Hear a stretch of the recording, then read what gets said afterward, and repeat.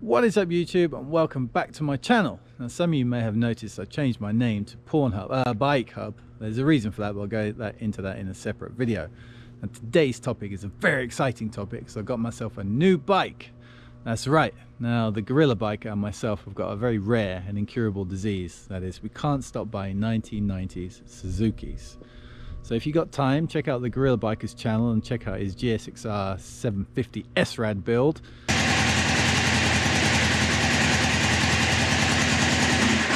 Oh yes, it starts, it runs, runs like shit, but it runs. That is a victory for today. Now I'm so happy. I'm so happy. I am so happy.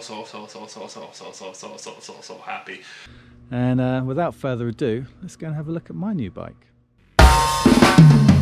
Susie, let me see your what you're hiding. Susie, I can almost see your what you're trying. You want me to correct if I'm wrong. You want me to Frenchman said, mais oui, I'm ready right now. Ready lie down, yeah, ready lie down, yeah, I'm ready. Alright, here she is. Now, don't let the sticker deceive you. It isn't an SV400, it's an SV650. So, I guess the previous owner decided to change the bodywork because the 400S in Japan came with the Suzuki racing colours, but the SV650 never did.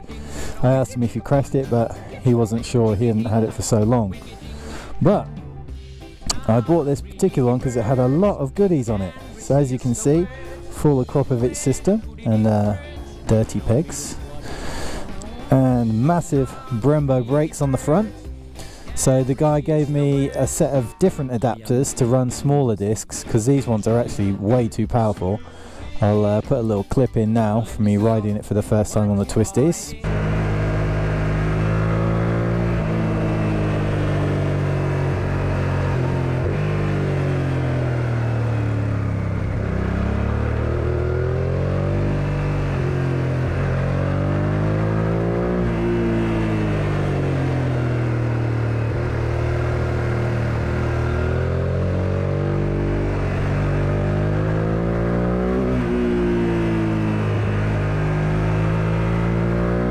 So yeah, I find them a bit too powerful, to be honest, so I might actually put the smaller discs on it.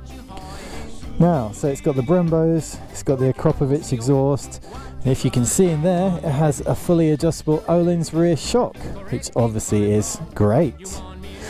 Now, I haven't adjusted anything to myself yet, but I will do, I will get around to it. So he's also upgraded the brake master cylinder to a radial Nissin master cylinder. It's got a phone holder and a USB charger on it, so I don't need to do that. Come around to this side. It's got heated grips, baby. First time I've ever had heated grips, and they're fantastic for this weather. Some other things he's done which are kind of shitty, but put this ginormous ugly ass horn on it, which sucks. It's got a 520 rear sprockets and chain. Apart from that, nothing to shout about really. The tyres are kind of average tyres, but they were brand new when I got the bike 2 weeks ago. He's changed the lights to LEDs. If I can get the key on. The keys are really annoying actually. You have to jiggle it about to get it to come on. Get on! Okay, it's on. That's annoying too, you have to hold in the clutch. I will delete that because that's annoying. Sounds bloody good though.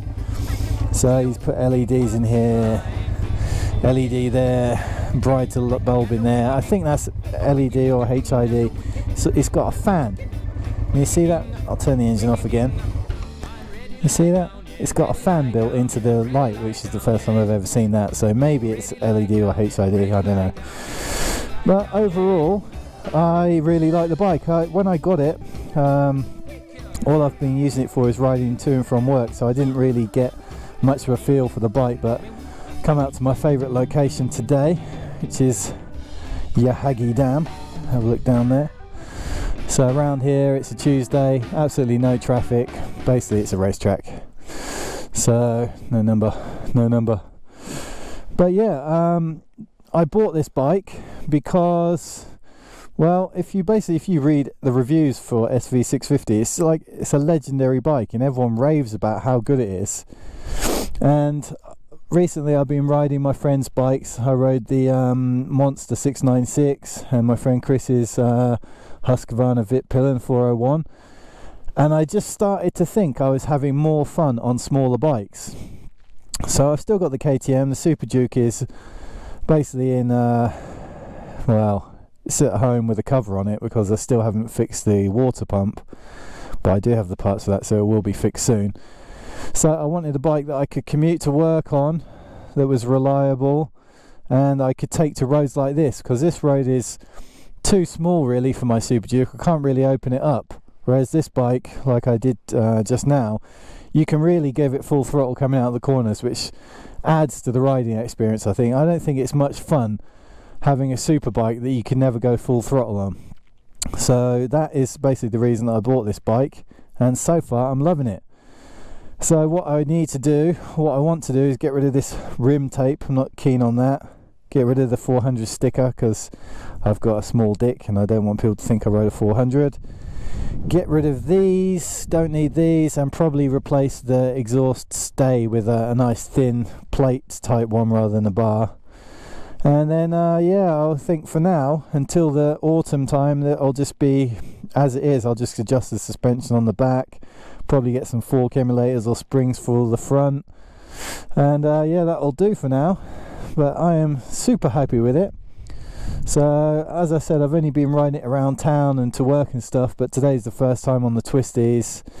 You can see the tyre, still quite a bit to go, but I'm using quite a lot of the tyre already. It's a 160, so it's quite a thin tyre compared to my Superduke or some of the other bikes that I've been riding recently, all the big 1000cc bikes, but it feels more than adequate. Pegs, I touched it down once, but I'll probably change the rear sets anyway. But overall, the position for a tall guy, the position's really good. And I don't know what it is about the bike, but it just makes you want to hang off it.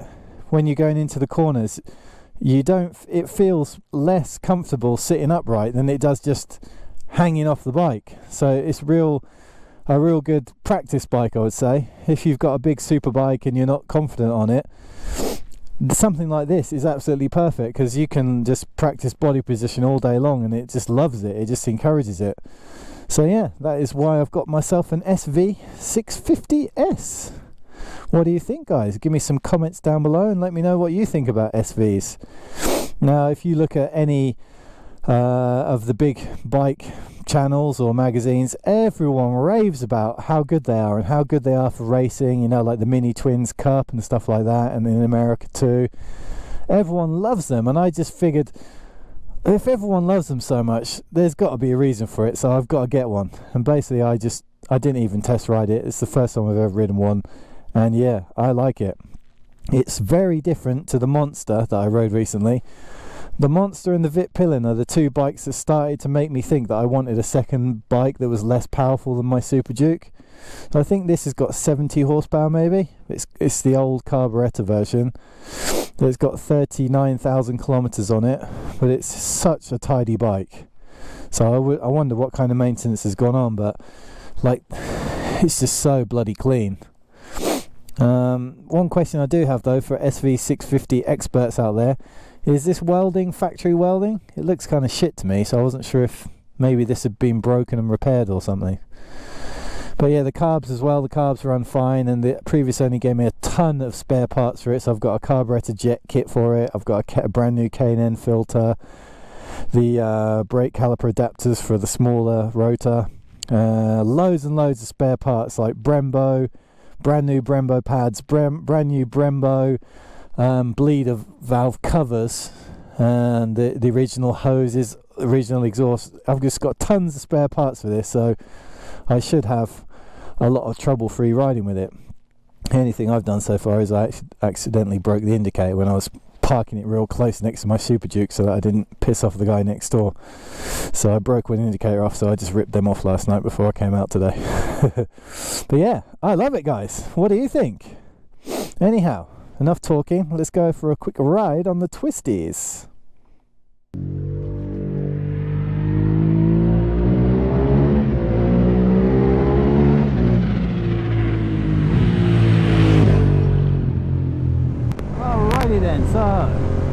stick on the twisties. So far so good, I'm really liking it. It's very nimble, light and flickable. My only complaint so far, which I said, is that the brakes are a bit too powerful for trail braking. But in a straight line they're fantastic. But yeah, when I first got it 2 weeks ago, I was really sort of thinking, what the hell does everyone like these for? You know, like, because I was literally only riding it to work and not even getting it you know, above 6,000 RPM or something. And now I'm in the mountains, it's you know, come to life. So I'm absolutely loving it.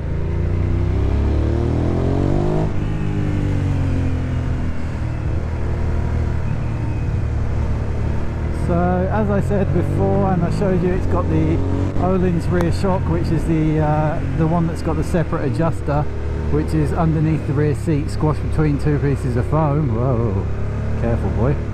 So I will have to start messing about with that and get it adjusted to me. The front forks are very, very soft. When I picked it up, I think even just moving it around the car park, I just pushed down on the forks and was like, oh, it's like pogo sticks.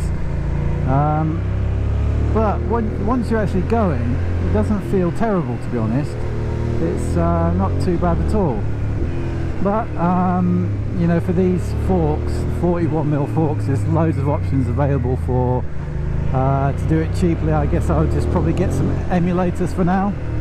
I guess you guys might know, some of you might not know, but it's basically like a little device that sits on top of your damper rod inside the fork and allows you to adjust you know, basically the oil travel through some sort of oil ways that effectively changes the damping of it. And they're dirt cheap, they're like 50 bucks on Yahoo Japan, so that's probably the way to go. I think I'll get some springs, maybe custom made springs for my weight, stick some emulators in, and probably some not rebound adjusters, what do you call them, lash, in Japan they're called lash adjusters, preload adjusters, and I guess that'll do for now. Like I was kind of tempted to fork out loads of money for a proper cartridge kit, but a friend of mine sent me a link to some guys who raced these, a story about some guys who raced these back when they were new, and I can't remember what series it was. I think it might have been the AMA American series, but there was 3 bikes in one team. One bike had the full-on cartridge setup, and the other 2 just had emulators, and the lap difference, the time difference was just nominal. It was hardly any different at all, and the guy actually won the championship on a bike with emulators. Oh, that old chap. So yeah, I don't think there's going to be any problem for me running with emulators for now. If I start getting serious with the bike, then maybe, yeah, maybe. There's so many different options available for this bike. Like, you can literally do a plug and play setup with a GSXR 600 fork, you know, upside down forks, radial brakes, lighter wheel. There's tons and tons and tons of options, so I will decide that next year. But from what I've read and from what I've been looking around on forums and stuff, emulators are totally fine until you get proper serious and you start running slicks and stuff like that. But I've got no intention of doing that. It's just going to be a fun road bike on little slow speed roads like this, so no need to get too serious, I think. Do I have any other plans for the bike? Yes and no. For now, because the Superduke needs a bit of love and time and money thrown at it, I don't want to spend too much money on this either, as well even. So I think that my main sort of goal at the minute is just to get the Superduke fixed, ready for spring, and maybe even do a track day during the winter. And this will just be my day-to-day bike, and my day offs like today, just a fun bike to come out and carve up some mountains with. So I don't want to go spending mega bucks on it, but there are a few things that I would like to do, like just styling more than anything really, just to improve the looks, and possibly fit a wider rear wheel. I think the factory wheel is a 4.5 inch, and there are spacer kits available to fit a 5-inch wheel, which just allows the 160 tyre to sit a bit better on the rim. So that's something I'll look into, and it's cheap as well, like a CBR 600 wheel. You probably get one of them for 50 bucks, and then it's just a case of either getting some spacious machined or find someone that still sells them. So that's all I really plan on doing, and probably a little belly pan. But basically it doesn't want for anything. Where, like, as I said, as a commuter bike, it's already got everything that I would ever need. You know, it's got the phone holder with a USB charger, it's got heated grips, it starts every single time without even using the choke so far. I mean, it's not exactly freezing yet, but yeah, it seems to be a reliable old girl. You know, don't need an exhaust, don't need to buy a rear shock, don't need to upgrade the brakes, so it's basically ready to go. So basically I will just use it as a bit of a practice bike for practicing body position and stuff like that. Right now I'm riding completely upright, as you can probably tell from the video, but it's so easy just to hang off. It sort of begs you to hang off it. So for people who have a big powerful bike and are not confident on it, this would be a great bike to practice your body position and just different riding style, practice lines and whatever, without being too scared of the power, because this doesn't have massive amounts of power. It's almost just about the right amount of power for its weight. So yeah, basically I'm a happy chappy. So I'm just going to head over to a roadside cafe, grab myself a hot drink and maybe a bite to eat, and then there's one more road that I want to check out today.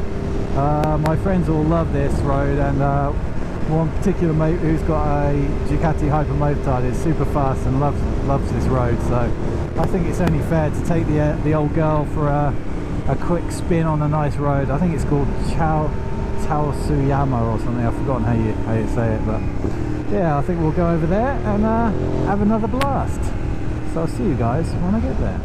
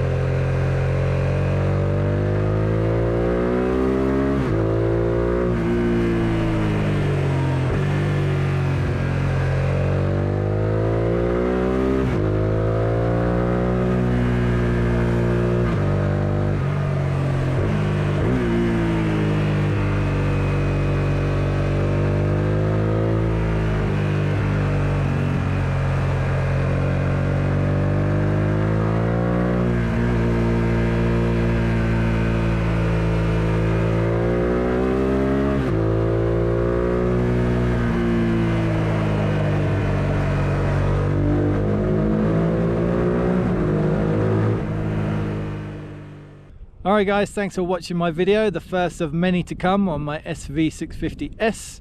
Sort of ended up in being a bit of an adventure in the end. I took a single track road that turned into a gravel road that turned into basically a hill climb. But I got to the top of this mountain, just have a look around at amazing views.